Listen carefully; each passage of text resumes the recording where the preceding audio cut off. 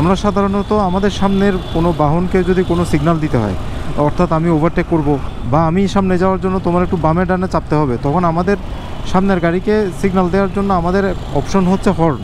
কিন্তু রাতে যখন আমরা রাইড করব তখন এই হর্নের সাথে তাদেরকে সিগন্যাল দেওয়ার জন্য আমার একটা এক্সট্রা ইকুইপমেন্ট আমার হাতে আছে, সেটা হচ্ছে পাস লাইট। এই যে পাস লাইট যে কোনো বাহনে এটা থাকে। যেমন আমি আমার এই সামনে সিএনজিকে যদি পাস দিই তাহলে সে স্পেসিফিক বুঝবে যে তাকে তার পিছন থেকে কেউ পাস দিচ্ছে। ডান সাইডে যদি দেই তাহলে সে হয়তো বুঝবে যে আমি ডান সাইড দিয়ে যাইতে যাচ্ছি, অথবা বাম সাইড দিয়ে যদি দেয় তাহলে সে হয়তো বুঝবে আমি বাম সাইড দিয়ে যাইতে চাচ্ছি। আবার আরেকটা ইউজ আছে, এই যে এরা এদিকে আসার জন্য ওয়েট করতেছে আর আমি পাস দিচ্ছি, তার মানে আমি রানিংয়ে আছি, আমার পার হয়ে যাওয়াটা দরকার, আমার হয়তো ব্রেক করে থামানোটা কষ্টকর। আমি পাস দিছি, সে বুঝতেছে হ্যাঁ আমি চলে যেতে যাচ্ছি, সে যখন দাঁড়ানো আছেই সে আর একটু দাঁড়াবে। এটা একটা পাসের ব্যবহার।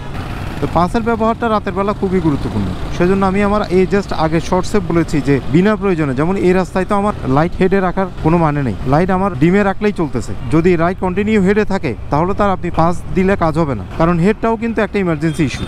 সেজন্য লাইট যদি কন্টিনিউ রাতের বেলা হেডে না রাখেন, ডিমে রাখেন, তাহলে তার হেডলাইটের পারপাস তো সার্ভ হচ্ছে, আর দ্বিতীয় কথা আপনি পাস ইউজ করতে পারতেছেন।